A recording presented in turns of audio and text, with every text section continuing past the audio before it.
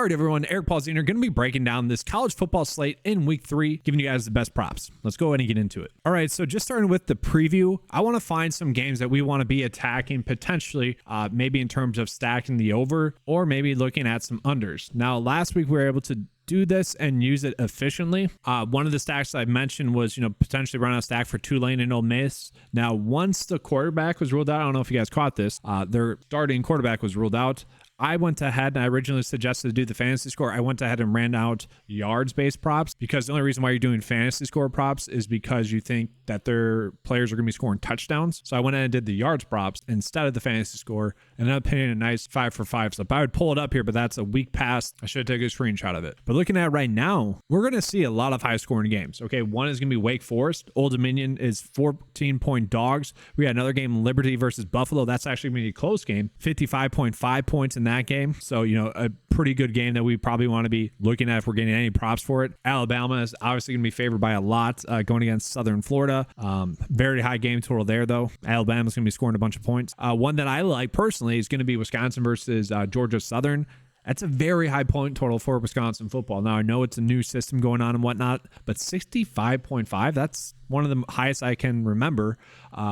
Georgia Southern's going to be almost 20-point dogs, though. I do think we're going to have a good stacking opportunity there. And I do worry about these games that, could be blowouts because they're just harder to predict. I like these games that are going to be a little bit closer. That way we know that they're going to be on the field for more than 3 quarters, essentially. Here's a very fun one here, and I hope we get some props for it. North Texas versus Louisiana Tech, 69.5, and it's going to be a 4.5 point spread. That's awesome. Okay, so if we can find some over bets there, I'm really going to like that one. Another okay one here, Georgia Tech versus Ole Miss, 63.5 for the over and under. Pretty high game total, 17.5. Yeah, you worry about a blowout there, but maybe there's something there we can find. Another decent one, TCU versus Houston. We might actually get some props in this game. 63.5 is the over and under, 7.5 point spread. So you would imagine that Houston could at least keep it close for long enough for, the overs that we want to hit. Okay, so let's go ahead and get into prize picks and get into college football. Now we have a lot of props available, as you guys will see, which is awesome. And so I'll get into the props cheat sheet here in just a second, but let's just see real quickly, based off the quarterbacks that we have available, are we getting some of those games that we want to be stacking? We'll see. We got Wisconsin. I think that'll be a good one. We have TCU as well, which is good, and Houston as well. All right, so we are going to have some stacking opportunities, okay? Let's see. Wake Forest. Don't believe we're getting any. Oh, we are. Okay.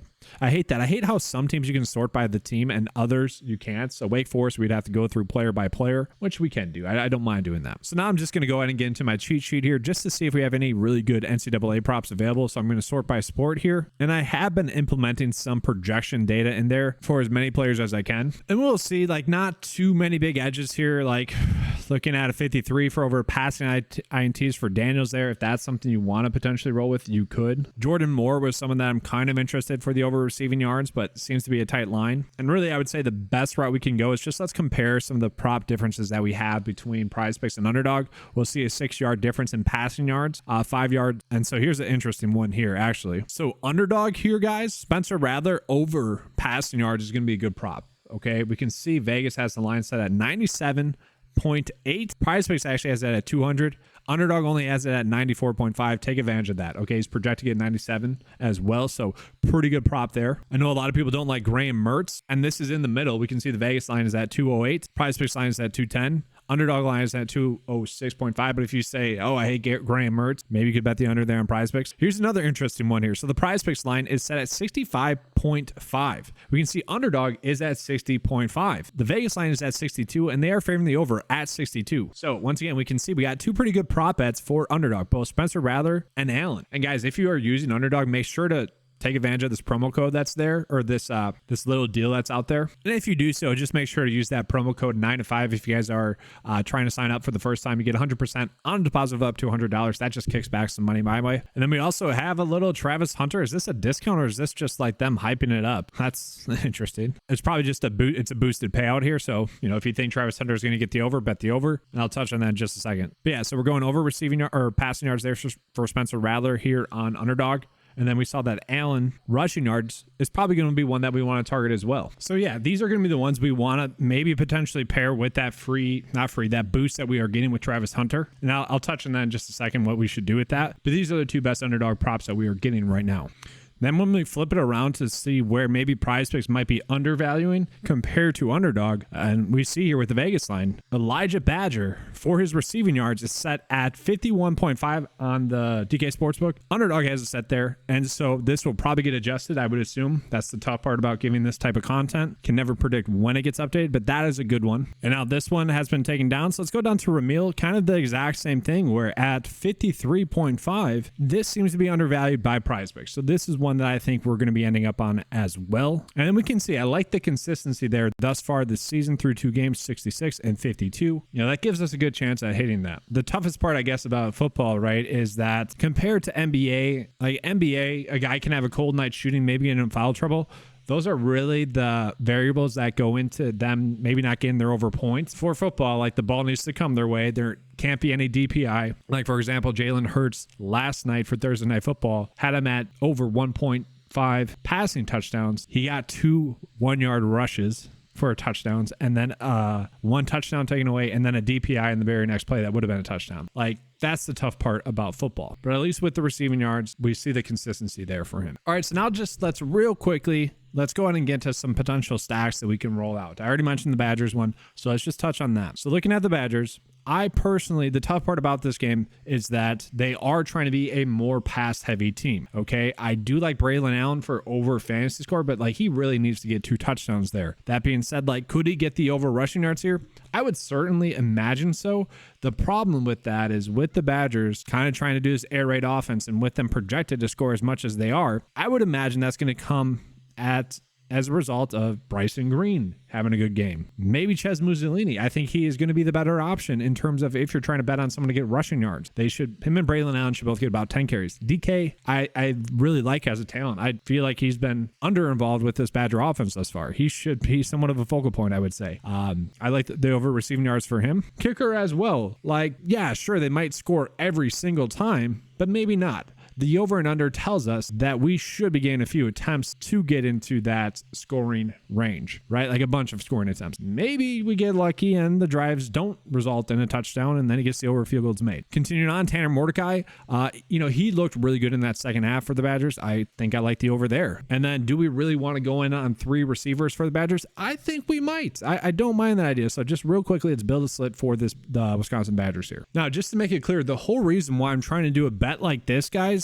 is to eventually hit a 5-leg or 6-leg bet, right? We get 24 tries before we have to worry about having a significant loss because it pays 25x if you're doing a 6-slip bet. And so by stacking a game that's 1, supposed to be high scoring, 2, expect to be, the Badgers passing a lot, I don't mind this path. Now, it might be a little bit of Wisconsin Badgers bias. I get that. So let's go ahead and move on into that other game that we wanted to attack, that Houston game. So for Houston, we did see that we probably do want to be using them. The quarterback situation, I do worry about that a little bit. And let's just go ahead and look at the game logs there for Houston real quick. So we can see 42 passing attempts. That's obviously a lot. 260 passing yards in that game, 2 touchdowns. They are rushing the football a lot. Like that's a lot of offensive plays in general. And they are passing for a lot. Let's take a peek at the receptions. 9 receptions for Samuel Brown. Matthew Golden, 5 receptions, 2 touchdowns though. So we got some interesting stuff there. Now, if we look at their other game as well, not as many passing attempts, only 34 in that game. They still rush the football a lot, but it's very much spread out. And we see the same players being productive. Matthew Golden had a touchdown. Joseph Manjack as well, still getting involved. And then Samuel Brown, another really good game. So we are seeing, at least we have a consistency there for the pass catchers. So maybe we're going in a little bit more on the pass catchers than we are maybe the quarterback. So who can we end up on? Well, I do love that they're giving us that Matthew Golden one. We see Joseph Manjack. If it's going to be a high-scoring game and if it's going to stay close, you kind of expect all these players to at least be involved. A little bit risky there. Matthew Golden, just been a touchdown maker. If you guys want to roll with that, you could. The receiving yard is very interesting. Like, you almost expect him not to score a touchdown, but then to have more receiving yards. We will see. And then Samuel Brown. I like this one, just given how many receptions he's had, guys. That shows me that he's been involved in the offense. And I haven't looked it up, but I'm sure that's as a result of like a big play in both games, but that's probably my favorite one in this game. Now, obviously, you're trying to round a stack. We can do some stuff there. Let's go ahead and take a peek at TCU. So for TCU, once again, like a kicker prop, I don't know. I don't mind these ones. I know against Colorado, they had to kick it, or they didn't get a chance to kick it because they were playing from behind a little bit, and it was a close game, high scoring game. You know, you have to go for it in those games more so. I guess that'd be the worry again in this game. High scoring game is going to be a close scoring game. Maybe they just try to go for it on fourth down a little bit more frequently rather than settling for a field goal. That'd be the worry. And guys, against Colorado, they did end up rushing the football a bunch. Like Bailey went off 14 carries, 164 yards. If you guys watched that game, he was impressive. Quarterback threw 42 times in that game, 279 passing yards, 2 INTs, unfortunately for him, and then 2 touchdowns. Trey Sanders also had a very good game in that game. Receiving wise, a few catches here. 6 for JP Richardson, Jared Wiley, 5 there. And then we're not going to get much out of their game against Nichols. Like they should blow them outright. We're going to get a better indication of how this game will go with that other one. But we do see Bailey still had a pretty good game. 19 carries. Love that. 67 yards. We'll see if that holds up. But then we look at the receiving production, very much spread out again. So we will see. Maybe we're just going in on Morris for over fantasy points or something like that. We'll see. And it's weird. Like I want to stack this game. I want to be in on this game, guys. I just find it kind of difficult, honestly. And maybe the biggest takeaway is maybe we should be looking at Chandler Morris for just over combined yards. This one right here. I don't mind that idea, actually. I would say the 44 rushing yards probably a little bit too high there. And then the passing yards might be slightly too low. But yeah, we're not getting that much here. It's unfortunate. I really want to stack this game. Really, that's the Houston receiver, Brown. That's the only one I like here. That sucks. And I do just want to call this out here as well, guys. I find the lines that we've been getting on Xavier Weaver to be extremely strange, just considering how close the other ones are. Like he has been the top receiver for the Colorado Buffs. So I don't really get what's going on there with him. And like even the receptions one,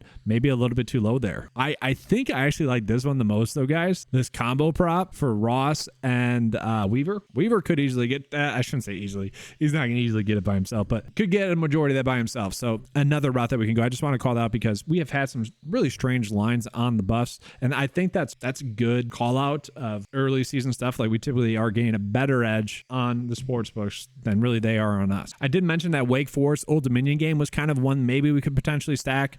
Guys, to me, their production is also a little bit too spread out. It'd be nothing more than a hope and pray type of situation where you're literally just running out a game stack just to run out a game stack. And then for what's worth, for the Badgers too, if you are really trying to run out a game stack here, I don't mind this. We got Burgess where, over 57.5 receiving yards. We could do that.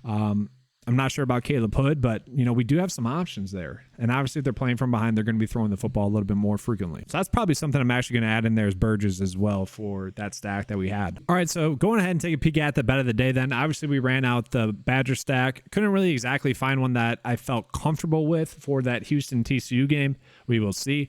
And I do want to point out, guys, like none of these are significantly good EV bets, unfortunately. Okay, that's just the nature of the slate. But I do like these bets. I think the Badgers are going to be pass heavy, so there are 3 receivers I'm going to be going with, and then we can run it back with the receiver on the opposite side of the football. And then I just like Samuel Brown in that TCU game. I think he has the best chance to get his over. And then Xavier Weaver, I just feel like this number is too low for the talent that he has shown and for the production that he has had. And then lastly, real quickly, just taking a peek at Travis Hunter. I'm not saying bet the under on Underdog, but we will see that the Vegas line here is suggesting that the line should be at 74. Really. And they are favoring the over. The average sportsbook odds are favoring that over, but that is still going to be, 2.5 yards difference there.